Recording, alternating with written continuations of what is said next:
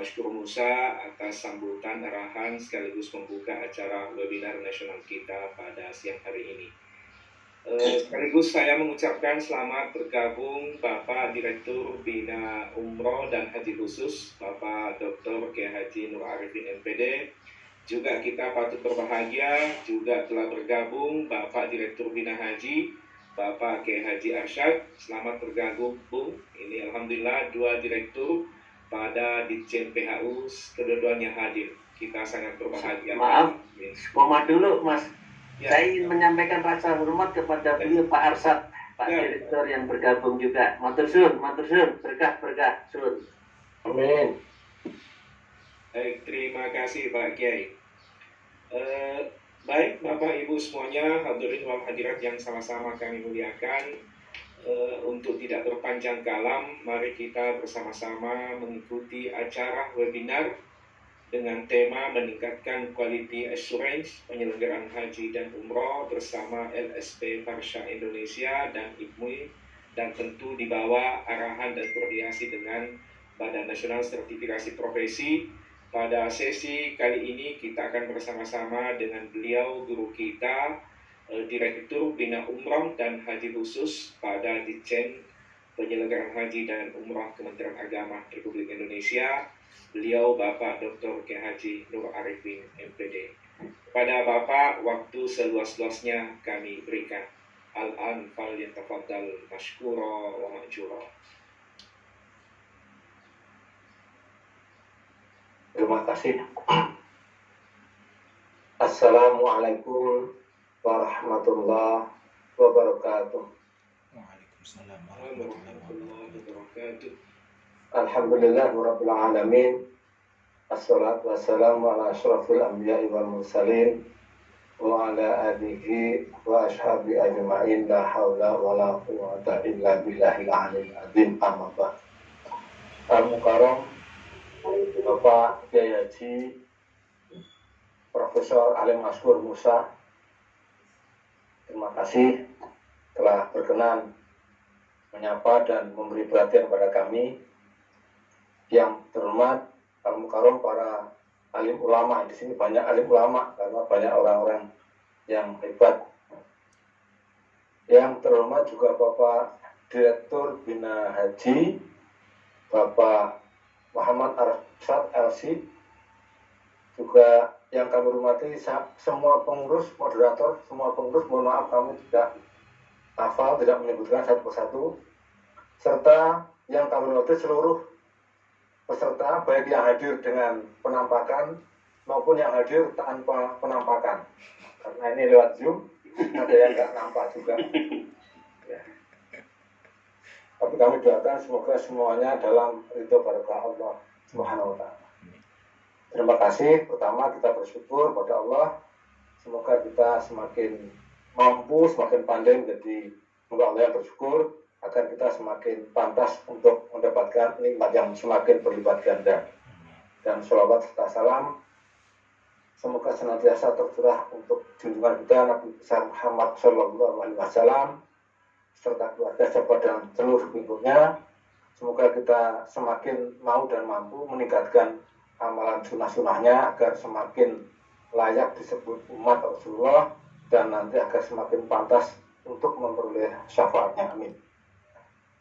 Hari ini kami menjalani takdir, mendapatkan amanah, kepercayaan, menyampaikan materi di seminar ini. Seminar yang luar biasa, kami katakan luar biasa, karena kita ini punya hajat yang luar biasa. Haji umroh ini hajat umat Islam yang luar biasa. Tetapi masih perlu terus kita tingkatkan. Standarisasi terus kita tingkatkan. Antara lain juga standarisasi dengan sertifikasi pembimbing ibadah. Karena di lapangan masih banyak permasalahan yang perlu kita selesaikan. Dan indikator negara semakin maju antara ada sertifikasi, ada standarisasi. Kami sampaikan, mohon izin panitia bisa menampilkan slide-nya. Kebijakan penyelenggaraan ibadah umroh dan haji khusus di tempat kami. Silahkan, terima kasih. Ya, slide slide berikutnya. Kami kebetulan basic kami, latar belakang kami orang Jawa Timur, seperti bagaimana Bapak Kiai Haji Ali Mastur Musa. Nah, hanya beliau adalah di Jawa Timur menjadi pimpinan kami, orang tua kami menjadi masyarakat biasa di Jawa Timur. Maka kami harus selalu sungkem kepada beliau. Ini adalah daftar regulasi yang berkaitan dengan umroh juga haji khusus. Pertama, Undang-Undang Nomor 8 Tahun 2019 bagi induknya tentang penyelenggaraan ibadah haji dan umroh. Kemudian Undang-Undang Nomor 11 Tahun 2020 tentang Cipta Kerja. Kemudian PP Nomor 5 Tahun 2021 tentang penyelenggaraan perizinan berusaha berbasis risiko. Kemudian PMA Nomor 6 Tahun 2021 tentang penyelenggaraan perjalanan ibadah umroh dan penyelenggaraan ibadah haji khusus. MA Nomor 221 Tahun 2018 tentang biaya penyelenggaraan ibadah umroh preferensi. MA Nomor 777 Tahun 2020 tentang biaya penyelenggaraan ibadah umroh preferensi masa pandemi. MA Nomor 1332 Tahun 2021 tentang pedoman PPU pada masa pandemi coronavirus disease 2019. Dan masih ada beberapa regulasi lagi berkaitan dengan umroh dan haji khusus. Next slide. Ketentuan umum umroh. Penyelenggaraan perjalanan ibadah umroh adalah rangkaian kegiatan perjalanan ibadah umroh di luar penyelenggaraan ibadah haji, meliputi pembinaan, pelayanan, dan pelindungan jemaah yang dilaksanakan oleh penyelenggara perjalanan ibadah umroh dan atau pemerintah. Jadi kata kuncinya untuk umroh ini, saat ini umroh ini diselenggarakan oleh private sector, oleh swasta.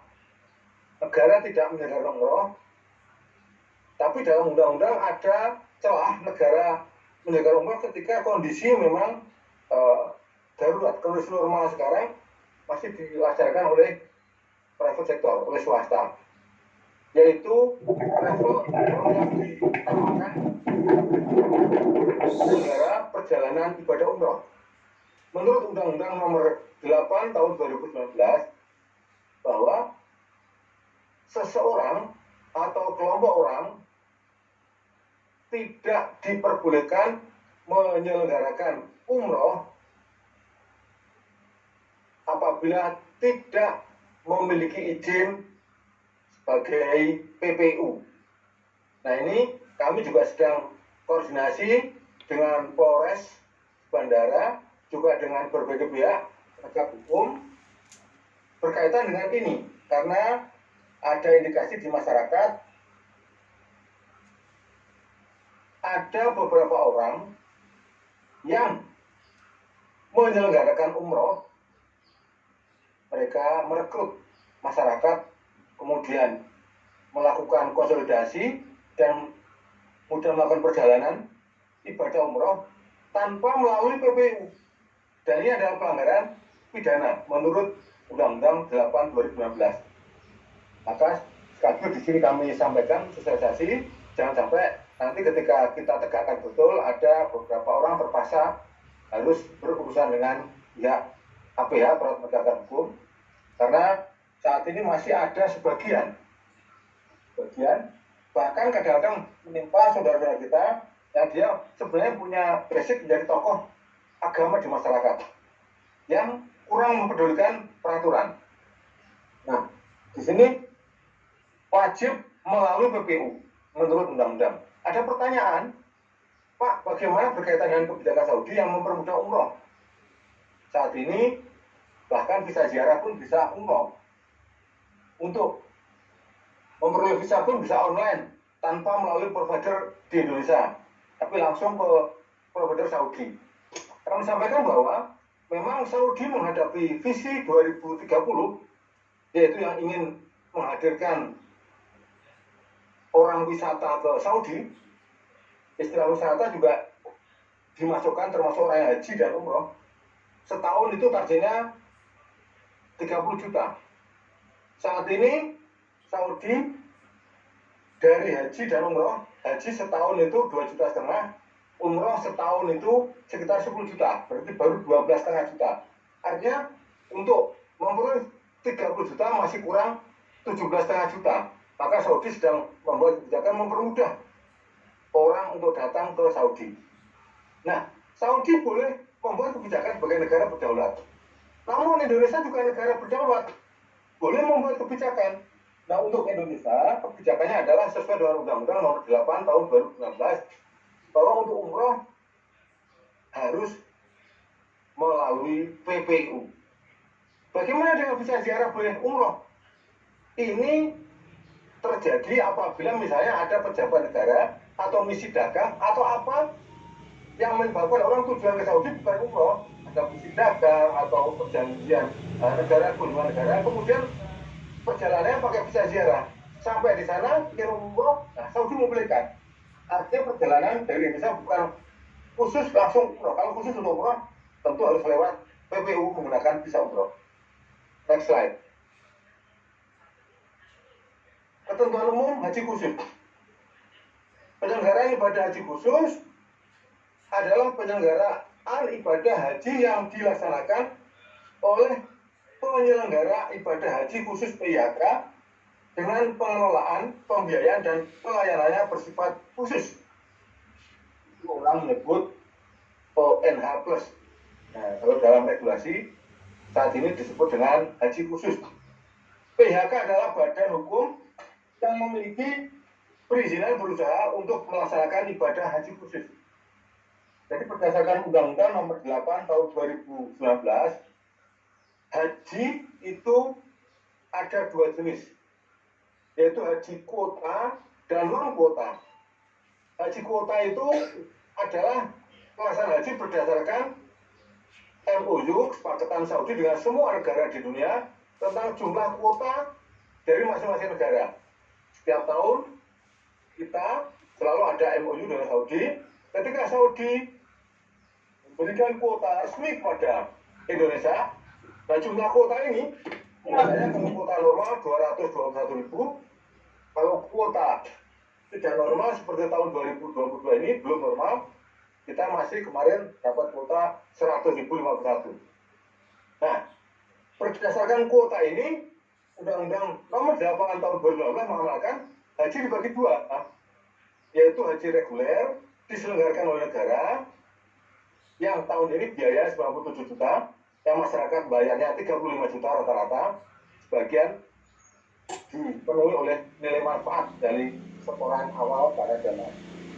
Ya, hasil pengembangan atau investasi dari BPKH.